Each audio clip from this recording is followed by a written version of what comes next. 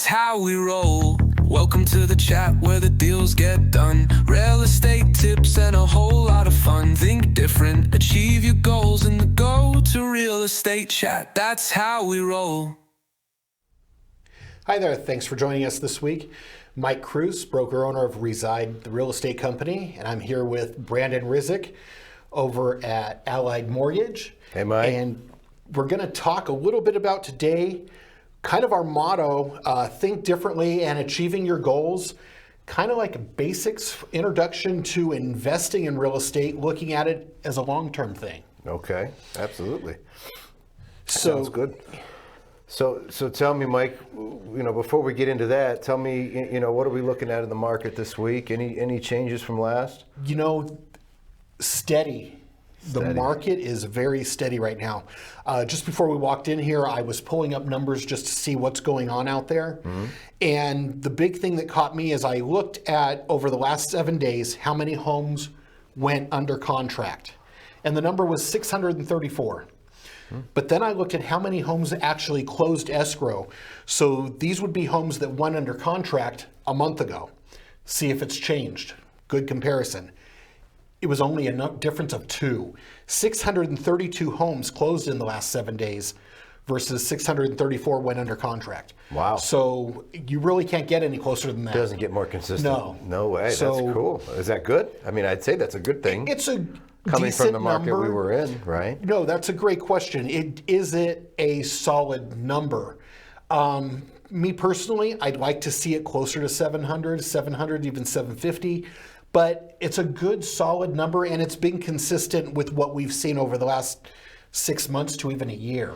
Well, I'll be honest with you. I'm happy that we're actually even saying the word consistent anymore. Sounds cheesy, but it's true. I mean, we haven't had any consistency in the market in the last 2.5, 3 years. Right. And to be honest, the same goes with interest rates this week. It has been flat. And I mean, big news came out, GDPs, all these things, flat. Okay. I am quoting the same interest rate I was a week ago. Okay. Almost the same exact price on the interest rate. So as far as rates go, we have had monster news come out, no big dips, no massive increases. So consistency is the word this week. I think that's a good word, and it's awesome to even say that. Could it be better? Yes, but it could be a lot worse. That's great to hear. And quick question, are the rates a little bit lower now than, say, where they were trending a few months back? Yes. Okay. Yeah, rates have come down quite a bit over the last few months. At the beginning of the year, they seem to be coming down, and then we had some policy change, as we all know, and it sparked some craziness in the markets, and they've come down a little bit from their highs this year, okay.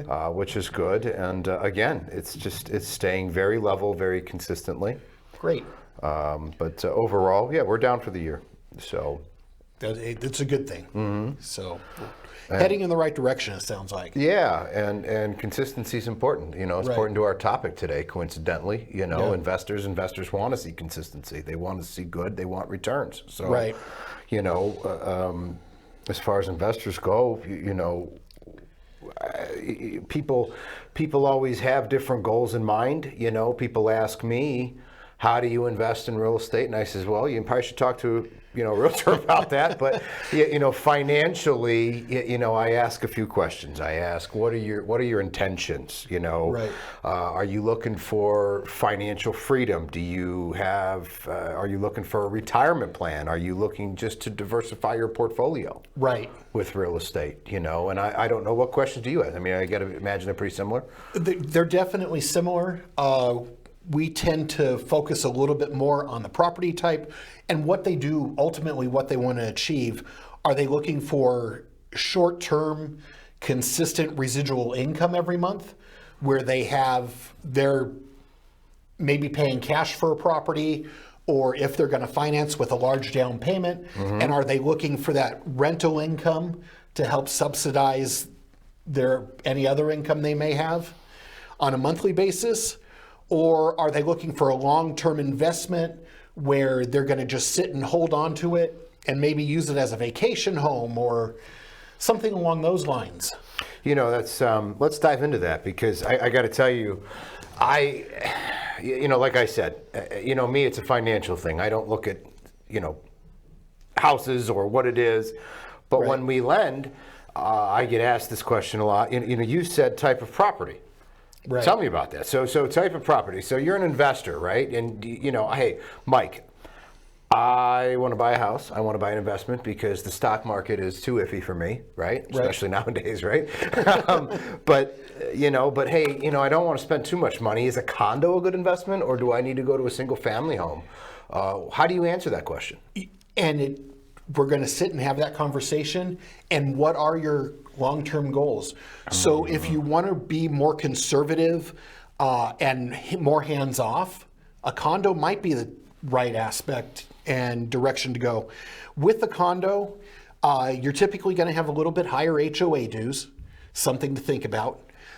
Those usually don't come down. Those I don't want to sound negative, but they don't come down. I've seen it once. Really? My very first house, the HOA This went is down. personal experience. Wow. Personal experience. Okay. Went down $10 for about 4 or 5 years. Wow. Hey. But yeah, that's the only time I've ever seen that.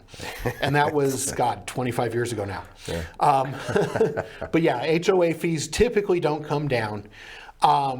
Also, appreciation. Appreciation typically is a little more timid on a condo than it is with a single family home or a townhouse.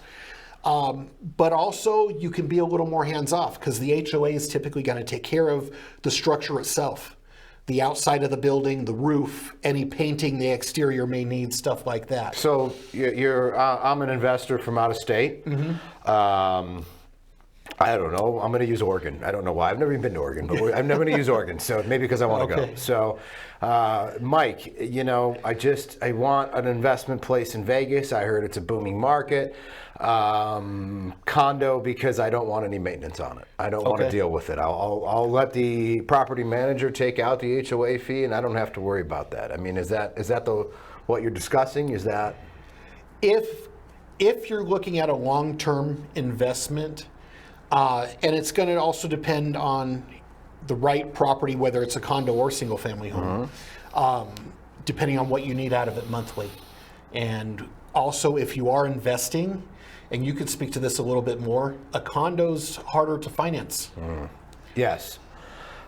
Generally, yes, I should say. So condominiums and single family homes. So single family homes, whether it's a PUD or not a PUD, let's stop. PUDs, planned unit development, meaning you have an HOA on the property in simple terms, okay? Mm-hmm. So, but you have most in Las Vegas area are PUDs. I mean, most places do have an HOA. There's probably, I don't know, maybe 10% of our market, 15% of our market, just a guess, not a statistic, doesn't have an HOA. But, in a single family residence, we don't really care so much about the bylaws of the association. We're not really looking at that. But in a condominium, we are looking at that because there's shared walls, there's shared ownership, it's common interest communities. So, we look at the association a little more as a deep dive for financing. We have to look at, sometimes in some cases, we look at the owner occupancy units in the complex, or we'll look at the HOA budget on a condominium. We'll make sure that their budget's good. We have to look at their insurance policies as a lender to make sure that their insurance is sufficient for the community and the unit itself. So to answer your question, it is a little more stringent to finance a condominium than it is a single family home. Doesn't mean you should be discouraged at all. It's just an extra step in the approval. And if there is a bad budget, if there is a bad insurance policy, maybe something you want to run from anyway. The bank might be doing you a favor. Right. So, but it can limit your buying pool to only cash. If you're an investor going to sell that property, and the financing is tough to get, then are you going to get that appreciation that you normally? Because now your pool of buyers isn't everybody. It's maybe 10% of the buyers or whatever it is. So. Right. And I will say, if you're planning on owning the property for under 5 years, I would probably stay away from a condo, go more with a single family home. Long-term plan. Long-term, yeah. The condo is definitely more of a long-term thing, just to get that appreciation. because on a single family home, typically the appreciation rate is going to be quicker and faster. Can't make any promises, but over the long term, that's what we've seen. What about multifamily property? Multifamily, so if you're looking get at asked that a lot, man. duplex I- you know, or a yeah. fourplex, it's very similar, and you could speak to this a little bit more. It depends on the situation. Once again, I know a lot of situations where you can buy a multifamily, live in one of the units, and Very common. and have the income from the other three units if it's a fourplex. Pay for plus make income for yourself where you're living. So And, you know, if that's your lifestyle and you're okay with that, I would always encourage that. I mean, it's a great investment. You know, a lot of people buying second homes here will do that, you know, or just their first home or whatever it is. They don't mind living in that fourplex or 3-unit with property, and they'll go ahead and get a primary residence loan, but they can also help offset some Right. of their liability in qualifying because they're getting rent. So essentially, if the rent is profitable to the mortgage, I mean, you might cut your mortgage payment down. Your living expenses are cut down quite a bit, where you live in a property, but the people around you are kind of paying for it. Right. So is that an investment? Yeah. I mean, Right. I look at it that way. Even though you're living in it, it's not technically, you know, you can't just say it's not an investment property because it is an investment at Yeah. that point. So. the only thing I will say where the multifamily property doesn't always appeal to some people is here in the Las Vegas area specifically, there are not any new multifamily properties that I'm aware of, at least. There are some duplexes, new construction, but typically the builder is going to sell them to two different buyers. So they're parceled differently. Right. Yeah. Yeah, they have two different parcel numbers and all that stuff. All right. So, and another thing to look at is when you're buying an investment property and you're thinking of renting it out, a lot of times you can buy something with a tenant already in it. So that's another aspect to think about. Do you want to buy something where there's a tenant or where it's totally vacant? You've got a track record, current tenant, been there, I don't know, 5 years, whatever it is. You know, consistent tenant, good tenant. A lot of people want to stay. They have no desire. They're happy. So as an investor, that would make Right. me pretty comfortable. Right. You know somebody's there. They're taking good care of the property, and they pay every month by getting the track record from whoever you bought it exactly, for. yeah, That's a that's- good thing. You know, or vacant, you start fresh. I mean, you get the last lease was signed 3 years ago, and the rent was And only that, $800 yeah. for the unit. Now it's Right. $1,200 for the unit. Who knows? So I mean, I guess that could go both ways. Yeah, and that's you know? something you want to take a look at. Do you want that solid tenant that pays his rent every month but might be paying $100 or more less than the true market value? Or do you want to start fresh and maybe you can find a unit that's been rehabbed or you're going to put a little bit of money into it and you can get a premium on the rent? I have a client actually now getting ready to sell her property. She bought it 4 or 5 years ago and decided it was a very nice unit, townhouse. She went and furnished it. She was able to get $1,000 a month more fully furnished for this unit over the last 5 years. It was the same tenant in there the entire time. And by spending $5,000 or $10,000 on some furniture. Wow. Absolutely amazing. So she had a great return on that. Is that Ten- because it's Las Vegas? Was it a transient tenant, looking for a second home type of thing? or- the tenant was full-time living here. Wow. Relocated from Southern California Wow. and was willing. It was a great-looking home with beautiful furniture, and Sounds like a home run, man. That's awesome, man. It That's worked cool. out both for the tenant and for the property owner. Oh, cool. So, yeah, just it really depends on your individual situation. No, that's good. When people ask me these questions about financing and, how many loans can I do or how do I invest? I want to invest, but how do I invest? The first things I ask them, do you own a home already? Right. Number one. I don't recommend anybody being a landlord before they own their own home. Right. It's just, you can do it, don't get me wrong. I feel like you should have some knowledge of the home ownership experience, how it works, what it is, things that happen before you start renting to other people, but at the same time, that's one of the first questions I ask, not only because of the experience factor, which is really not my end, that's more yours or Right. property manager, but it's more of, can you leverage the funds or the equity in your home to use for a down payment, and that's where a lot of people don't know how to do or what to do. And, it's not always easy. You have to have, a decent amount of equity Right. in your home. But if you do, you're using your current asset to acquire another asset. Right. So everybody says, oh, maybe I don't want to go in debt because debt is bad. Debt is bad. Well, I'm old school. I do believe there's a such thing as good debt and bad Right. debt. You have a bunch of credit card debt, that's bad debt. If you've got 2 mortgages on a house, but still a bunch of equity in the house, and you use that second mortgage to buy another property Right. for a down payment, that's good debt to me. You can write that interest off potentially.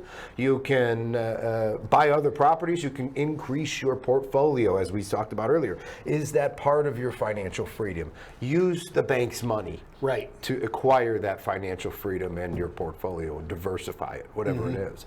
So there are HELOCs, other things you can do, second mortgages. A lot of people don't like HELOCs, and I'm not going to deep dive into how those work, but at the same time, they are options if you have equity. A lot of people bought homes prior to 2021, where we saw some pretty rapid appreciation over those years, prior. Right. So most people and a lot of people have low interest rates on the first mortgage and a lot of equity in their home, and they can leverage that money to Yeah. buy another property. Okay. So, something I always think, and to qualify and do how many loans can I do? It's really unlimited Right. as an investor. So with that said, what do you recommend, and I'm sure this is probably different for every scenario, but when you're starting out getting that first property, is there a specific loan, a certain down payment you want to try and have? Getting the first investment property? Yeah. Okay, so, well, when you're a true investor, there's more of a different loan. That when you're getting your first one, you always try to use the agency type of loan where you put, minimum 15% down. Okay. Generally, you're going to want to put 20 or more percent down. You can do 15, but it's pretty tough, and the rates kind of stink on it. I'll be honest, Right. But you get 20% down or more. The more down payment you do, the better your terms get with your mortgage, obviously. But you try to qualify based on the agency requirements, meaning you just use your pay stubs, you use whatever income you have versus whatever your asset base is. Right. But if you're an investor that maybe is self-employed, or you're a seasoned investor and you own a bunch of properties and you want to buy more, there are other types of loans called DSCR loans, which it's basically a debt service coverage ratio loan. Okay. So in English, because that's not Yeah, English, right? please. In English, they use the property to qualify. So whatever your rent is, let's use easy numbers. Your rent's $2,000 a month, and your projected rent that you're going to get on that property is $2,000 a month. The mortgage company will generally want your payment close to that, if not above it.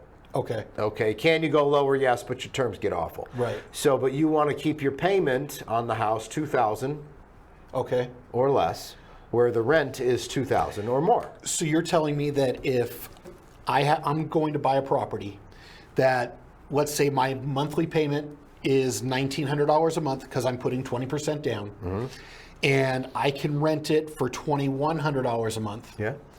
That I don't even have to show you a lease agreement that someone's ready to move in the day we close escrow or anything? No, I don't care about your pay stubs. I don't care about your income qualification. We are essentially only using that property to qualify you. That's awesome. So it really is awesome. It's a great program. It is a make sense loan.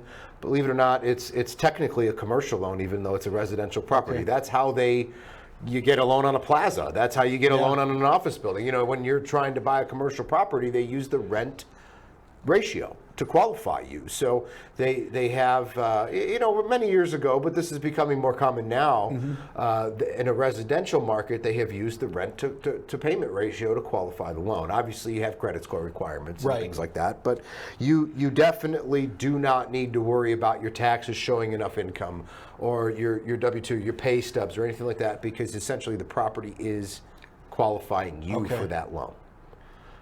The more down payment you do, the better your terms get, but meaning the more you'll qualify. The better your rent to payment ratio is, the better your interest rate gets. Okay. So if your payment's $1,500, but the rent's $2,500, your rate might be even better than the going rate on a primary mortgage. You know what I mean? So the banks look at risk on those. So what you're telling me is basically literally anybody that can find that situation, which is definitely possible, can be an investor. Yes. As long as they have that down payment. They have the down payment. I mean, you got a good credit score. Right. I'd say most banks will want a 680 credit score or Okay. higher. You can do them lower, but your terms get bad again. They Okay. get bad, but 680 or higher, and is a general rule of thumb in that bracket. And down payment, I'd say on those you're going to need 20 to 25% down. Okay. But yes, you can qualify. Okay. So as long as your rent is there, and that brings me to what I do with you. Right. Picking a realtor, right? Yeah. You're going in to buy a property. I pre-approve people all the time on this program, and some realtors just say, "Get it under contract. Get it under contract." Well, they just bought an appraisal. They just put an inspection down, but. What are you supposed to do? I need you to tell me what the rents are. I need to keep the mortgage there. So and that's why that goes to a good realtor. How do you Right. do that? And that's why I have the conversation with the buyer to start with. What's your intentions with the property? If you're going to rent it out, we need, in addition to looking at the comparable sales to make sure you're getting a good deal when you're buying the home, we need to look at the rents to see what it's going to rent for. There's two avenues then, but it needs to make sense. Don't just buy a house to buy a house. It should never be that way. Whether you're living in it, investing, it's a big purchase. You need to know the ins and outs and what you're truly getting. Yeah, and it definitely, you have to vet your realtor and make sure your realtor is doing the right market analysis, whether it's the price of the property or the rent. Right. Because you're an investor, buying it, living in it or not, you're still investing in something. Yeah. So you need protection as much as you can, which is the diligence that you're hiring your realtor to do. But going to that, does the rent equal the payment? How's the rental market? Do you know much about that? I mean, in Vegas in general, are rents up? Are they down? Our average rental price? I don't know. So statistically, Say what that we're 10 seeing, times, right? right? Yeah, not me. What we're seeing is there is a slight drop in the rents. However, what I've seen, I'm not seeing it because I believe the official number is rents are down 4% year over year. I don't know where. Well, that's actually pretty good. Rates Right. over doubled in the last 3 Well, years. right, I mean, and for it to only go down 4%, Yeah. that means they're holding pretty strong, in my opinion. Right. And yeah, I'm just not seeing it. And the rental market is still very, very tight. Anybody I talk to moving here, I don't mean to cut you off, Mm-hmm. but going off of that, because I don't know where you're getting the down 4%, because any good house that's on the market, I've talked to people, Right. just even friends that wanted to rent a place, because they didn't know if they liked Vegas or not. They wanted to rent first. They didn't know if they Right. wanted to buy, right? So they would go rent, but they're like, oh yeah, we submitted an application, but we're competing with 5-6 people. Well, exactly. That's why I mean it's a tight market still. There are not enough rentals for the population currently. And I think with it being down 4%, what we see that includes apartments. And I think, and here's where I see the apartment market going. It's almost going the route of the resorts on the Strip. Some of the higher end apartments, they might say they drop their rent or they have lower rents. From where? Well, From the starting point of what? They literally have resort fees. And a rental? And Yes. an apartment? Yes. Yes. What kind of resort is this, man? What are they There giving is a you? specific company in town. They have multiple complexes, and they literally call it a resort fee. I think it does include basic cable, but it's literally a resort fee. Well, I'll tell is you what what, they call I it. own a property, and if I'm going to rent it out, okay, Yeah. I'll include the cable for a resort Right. fee. I'll put that on the camera right now. I'll Yeah. put it on record. And I We'll do want to that. say the complex I'm thinking of, I'm not going to name it, but their resort fee is, I believe, $120 a month. Wow. So if you charge an extra $120 over here, yeah, you can lower what you call the rent by 4% without a problem and still be making more money. So, but is the competition is still there? I mean, or is it really a landlord's market? I think there's a little on bit the of single competition. family, on the private ownership side, Right, on let me specify that, because there's a big difference. If you go to Right. an apartment complex and pay your resort fees, Mm-hmm. or you are looking to rent a house or Right. somewhere in a neighborhood, Exactly. I have to. Those are two different markets. Right, they totally are. So And with a single family home, it is a little bit of a landlord's market where they can command a price, a little bit of a premium over what somebody else can. And it totally depends on the neighborhood too. What's available, how many. cleanliness, remodel, Cleanliness amenities. is huge. If you are a landlord on a single family home and that house has upgrades, you are definitely commanding a premium. So many rentals out there were bought 2009, 2010. They got them from the builder where they were a great deal, but they have zero upgrades. And they haven't been touched since. And they haven't, right. They might have had a coat of paint 5 years ago. Yeah. Yeah, no, and that's important to know. So, I mean, if you're an investor, something to consider to get your premium to make the Right. rent work Yeah. is you may want to make sure it's real clean, spotless, well kept, Yeah. maybe upgraded, painted, whatever it is. Yeah. So it's I'm still going an to say investment. this. If you have quartz countertops and white cabinets in your rental, you're getting a premium. Wow. Well, that's the thing Plain and now, simple. man. That's the new thing. Yeah. So, I get asked this a lot, and this is something I can't speak on, and I have to ask you again. Now I know when you do that investor loan, I was telling you about the ratio loan, you can use these, but what about short-term rentals? This is a question I get all the time. So short-term rentals are something that varies from market to market. I can speak only on our Southern Nevada market. And typically, if there's an HOA, they don't allow short-term rentals. Which now limits Limits a lot. the area that you're going to buy in. Yeah, that's a lot. Definitely. Also, if you are in Clark County, they do have licensing requirements now, which can add to your cost. And my personal feeling is that most people looking to come to Las Vegas, they think they might want a short-term rental, but ultimately there are some fantastic deals on condotels. What's a condotel, you ask?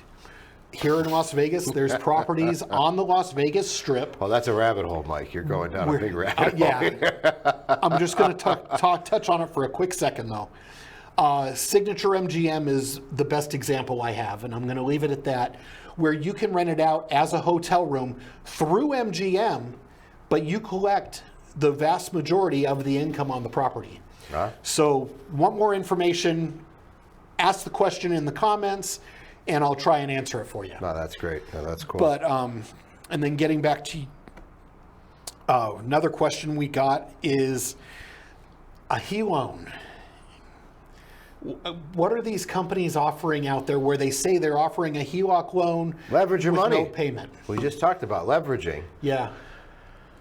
The no payment HELOC. Okay, so I just recently found out about this, and I did my research, okay? And I got to tell you, I will never, ever in my life offer this loan. This is criminal loan. I shouldn't talk like that. I think it's criminal, okay? There are better options. So what the sale point on this is, so say you want to get a HELOC, right? You want to get a second mortgage, HELoan, home equity loan. HELOC, home equity line of credit. That's all this stands for, so everybody knows. But they have these, loans out there where, you have no payment for 10 years, but the whole balance is due, but we take ownership in your house. I did the math. You're averaging giving them 20% of your equity by the time it's all said and done. They acquire your equity, not interest. They acquire your equity in the property. We did a $50,000 scenario. You paid back $152,000 on $50,000. So do not ever do that. Please do not be sold on the no payment. You are giving them ownership in your home. Forget it. But there are other loans where you can lock in at a 7.5% rate, and you might only pay 20% of the balance. Like if you borrowed 50, you might only pay 70,000, not 150. Right. So, okay, awesome. Wow. Thank you. We're out of time, man. We're out of time. Thanks, guys. Think different, achieve your goals, and please ask questions in the comments. Like, share, and subscribe. Thank you. All right. Welcome to the chat where the deals get done. Real estate tips and a whole lot